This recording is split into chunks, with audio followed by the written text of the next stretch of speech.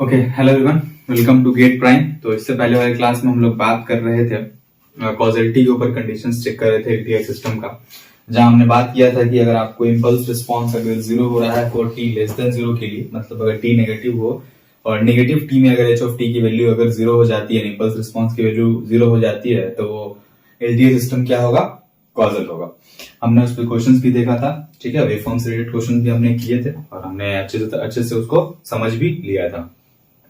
आज वाली क्लास में हम लोग बात करेंगे कि एलटीआई सिस्टम में कंडीशंस को चेक करेंगे फॉर स्टेबिलिटी के ऊपर, ठीक है, कि चेक करेंगे कि एलटीआई सिस्टम जो है वो स्टेबल है तो फिर क्यों, कौन से कंडीशंस के ऊपर स्टेबल है, ये चीज हम लोग क्या करेंगे आज चेक करेंगे। तो उसके लिए क्या होता है कि आपको सबसे पहले ध्यान में क्या रखना है कि इंपल्स रिस्पॉन्स जो होता है ना एलटीआई सिस्टम का मतलब स्टेबल एलटीआई सिस्टम के लिए जो इंपल्स रिस्पॉन्स होना चाहिए वो क्या होना चाहिए? आपका एब्सोल्युटली इंटीग्रेबल होना चाहिए। कहने का मतलब क्या है कि अगर मान लो लेट सपोज कर लो कि एक सिस्टम है जो कि एलटीआई है और ये स्टेबल है, तो इसका जो इंपल्स रिस्पॉन्स होगा आई आर, यानी कि जो स्मॉल एच ऑफ टी जो होगा वो क्या होना चाहिए? एब्सोल्युटली इंटीग्रेबल होना चाहिए।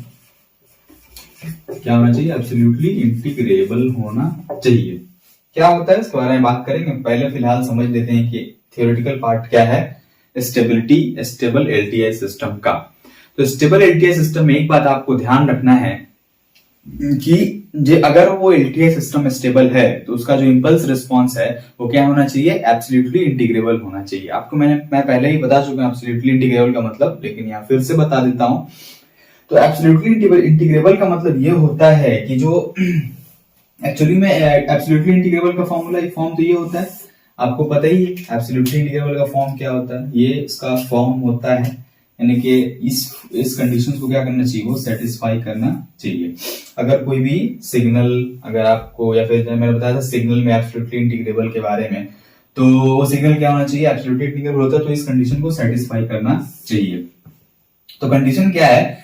तो वहां सिग्नल हुआ करता था, यहाँ पे क्या है? इंपल्स रिस्पॉन्स होगा। तो इंपल्स रिस्पॉन्स में क्या है? माइनस इंफिनिटी से लेकर इंफिनिटी तक mod of H of T D T is less than zero, ठीक है, ये होता है आपका कंडीशन। आपसे अगर पूछता है what is the condition of absolutely integrable what is the condition of absolutely integrable LTI system, तो आप इस तरह से आप लिख के कह सकते हो। लेकिन ये तो एग्जामिनेशन पॉइंट ऑफ व्यू के लिए तो है नहीं, ये तो समझने के लिए है, थ्योरेटिकल पार्ट है। इसका हर का एक्सप्लेनेशन डेराइव तो होता है बट उसकी जरूरत नहीं है कॉम्पिटिटिव एग्जामिनेशंस के लिए। तो हमें तो ये तो ध्यान में रखना ही है, बट इसके साथ साथ कुछ और ध्यान में रखना जो जिससे हमारा क्वेश्चन सॉल्व होगा, जिससे हमारा एमसीक्यू क्वेश्चन बनेगा। तो कैसे होता है देखिए, it means that area of the modulus of H of T should be finite. ये इंपॉर्टेंट पॉइंट है, ये आपको मतलब हमें ये ध्यान रखना है। इसके इस लाइन की वजह से हमें सारा क्वेश्चन सॉल्व होगा, हमारा सारा क्वेश्चन सॉल्व होगा। क्या पॉइंट है कि इसका मतलब ये हुआ कि एच ऑफ टी का जो एरिया होता है ना, mod of H of T का जो एरिया है ना वो फाइनाइट होना चाहिए। कहने का मतलब सिर्फ यही है, मतलब जो मॉड है मतलब एच ऑफ टी का जो एरिया है, यानी कि एच ऑफ टी मतलब इंपल्स रिस्पॉन्स का जो एरिया वो क्या होना चाहिए? फाइनाइट होना चाहिए। क्या होना चाहिए?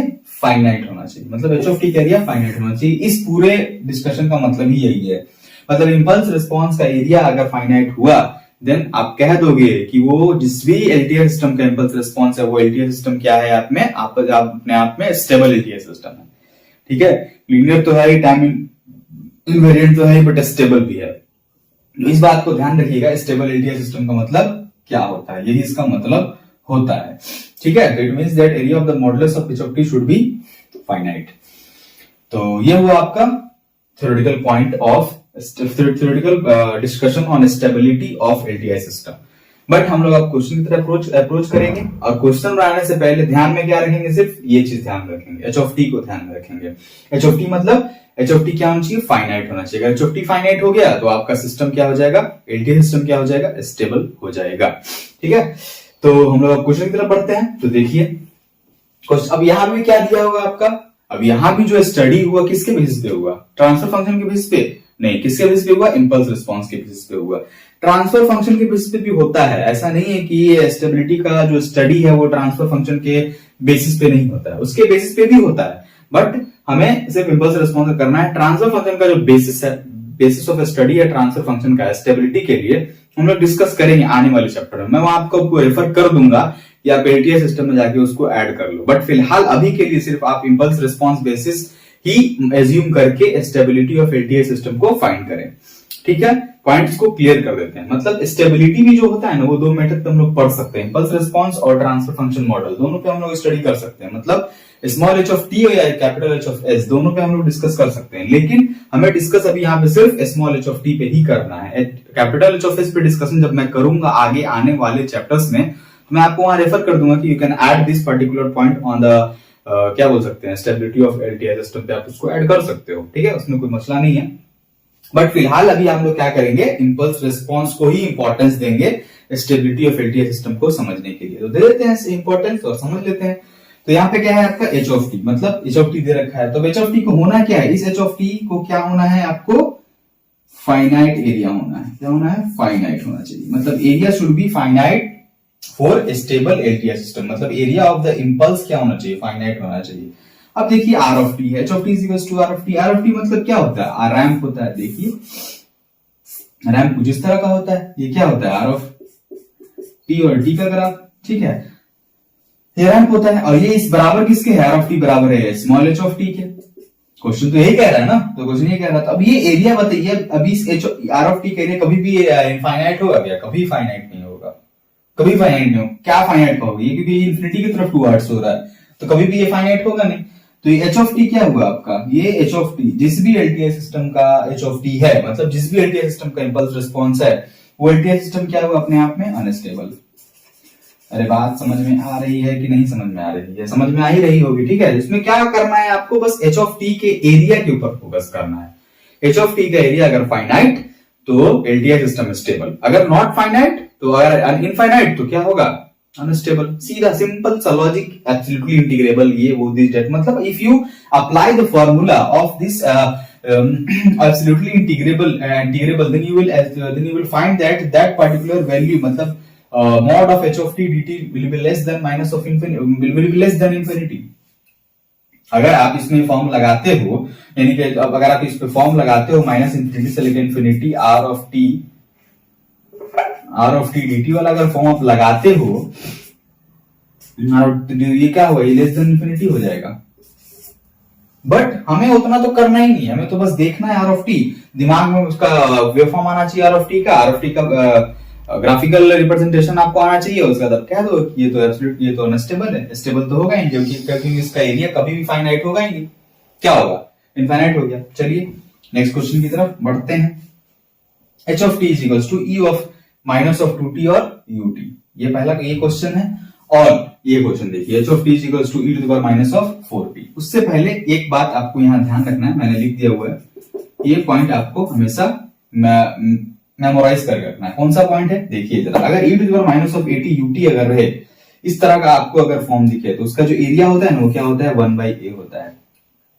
और e to the power minus of 80 दिखे तो उसका एरिया होता है 2/a होता है। समझ में आ रही है बात, इसका एरिया कितना होता है, 1/a, इसका एरिया होता है 2/a, ठीक है। तो 1/a और 2/a उसी हिसाब से हम लोग यहाँ पे अप्लाई कर देते हैं, क्योंकि हमें लास्ट में चाहिए क्या, एरिया ही तो चाहिए, हम दूसरा कुछ तो चाहिए नहीं होता है, हमें क्या चाहिए होता है, एरिया चाहिए होता है, वो भी फाइनाइट। अगर एरिया फाइनाइट हो गया तो क्योंकि एच ऑफ टी के बराबर ही है, तो मतलब एच ऑफ टी का एरिया, अगर इसका एरिया फाइंड कर लेंगे तो एच ऑफ टी का एरिया मिल जाएगा। अगर एच ऑफ टी का एरिया फाइनाइट मिला तो ये जो जिस भी एलटीआई सिस्टम का इंपल्स रिस्पॉन्स है, वो क्या हुआ, वो क्या होगा आपका, स्टेबल एलटीआई सिस्टम का होगा। तो देख लो एरिया क्या होता है इसका, निकाल लीजिए। एरिया इज इक्वल्स टू क्या होगा, एरिया 1/a। 1/a क्या होता है, 1/2। 1/2 क्या है, फ्रैक्शन है, जो कि एक क्या है आपका फाइनाइट वैल्यू है। It means that h of T is impulse response of LTI system which is stable in nature. इसको हम लोग लिख देते हैं stable, correct. Now move toward next question. ये भी देख लो, h of T is equals to E to the power minus of 40 है, ये वाला फॉर्म देखिए, तो ये फॉर्म मैच कर रहा है। इसका एरिया कितना होगा, 2/a, यानी कि 2/4, यानी क्या होगा, 2/1/2। 1/2 भी एक फ्रैक्शन है, और ये क्या है, ये एक फाइनाइट वैल्यू है। इसका मतलब क्या हुआ, एच ऑफ टी जिस भी एलटीआई सिस्टम का इंपल्स रिस्पॉन्स है, वो एलटीआई सिस्टम क्या हुआ अपने आप में, स्टेबल। ठीक है, बहुत इजी, कोई फर्क ही नहीं पड़ता है आपको उतना डिफरेंट आपको। अब ये एच ऑफ टी को देख के लगाने मत लग जाना, माइनस इंफिनिटी से लेकर इंफिनिटी तो e to the power minus of 4 of t mod d t less than 0 कैसे लाएं, बस घूमते रह जाना इसमें, वैसे तो होगा नहीं। करना क्या है आपको, ध्यान क्या देना है आपको, बस आपको एक चीज ध्यान रखना है, एच ऑफ टी की जो वैल्यू एच ऑफ टी जो है उसका एरिया क्या होना चाहिए, फाइनाइट होना चाहिए। आपको ये ध्यान में है तो आप आराम से क्या कर सकते हो, फाइंड कर सकते हो। ठीक है, एग्जाम्पल के तौर पे देखिए नेक्स्ट क्वेश्चन, इसमें देखिए अब क्या करिएगा, इसको देख के समझ में आ जाना चाहिए। पहला बात क्या, एच ऑफ टी का एरिया क्या होना चाहिए, फाइनाइट होना चाहिए। देखिए अभी इसका एरिया निकाल लीजिए, इसका एरिया निकाल लीजिए, दोनों का एरिया जब निकालिए और दोनों को प्लस कर दीजिए, वैल्यू हमेशा क्या आएगा, फाइनाइट आएगा। मतलब एच ऑफ टी क्या है, एक स्टेबल सिस्टम का इंपल्स रिस्पॉन्स है। स्टेबिलिटी सिस्टम में क्या है, इंपल्स रिस्पॉन्स है, क्योंकि आप इस दोनों का एरिया निकाल लीजिए ना, ये कितना है 3 और ये कितना 1, कितना 3 into 1 plus 3 into 2, 3 plus 5 sorry 6, 9 क्या है, फाइनाइट नंबर है। इसका मतलब क्या हुआ, एच ऑफ टी एक इंपल्स रिस्पॉन्स है एलटीआई सिस्टम का, जो कि स्टेबल इन नेचर है। ठीक है, तो इस कंडीशन स्टेबिलिटी में क्या ध्यान रखना है, एक चीज ध्यान रखना है। पहला चीज क्या, वो कौन सी चीज है कि आपको क्या करना है कि आपको बस देखना है कि जो इंपल्स रिस्पॉन्स का जो एरिया है ना वो क्या होना चाहिए, आपका फाइनाइट होना चाहिए। अगर आपको वो चीज पता है तो आप आराम से क्या कर सकते हो, किसी भी इंपल्स रिस्पॉन्स को कह सकते हो कि ये स्टेबल एलटीआई सिस्टम का इंपल्स रिस्पॉन्स है या फिर अनस्टेबल एलटीआई सिस्टम का इंपल्स रिस्पॉन्स है। ठीक है, उसके बाद ये एक स्टैंडर्ड टाइप का फॉर्म है जो आपको आना चाहिए, मैंने बता दिया, इसको ध्यान रख लेना। ठीक है, उससे रिलेटेड क्वेश्चन भी बता दिए कि किस तरह से आपको करना है। ठीक है, e to the power minus of at ut is equals to क्या होता है 1 by a और e to the power minus of ap is equals to 2 by a. So this is the standard form. On that particular basis, I just discussed 2 questions and then I discussed 1 question from the waveform methods and we have also discussed the theoretical part of stability of LTI system. So ये होता है आपका LTI system का condition.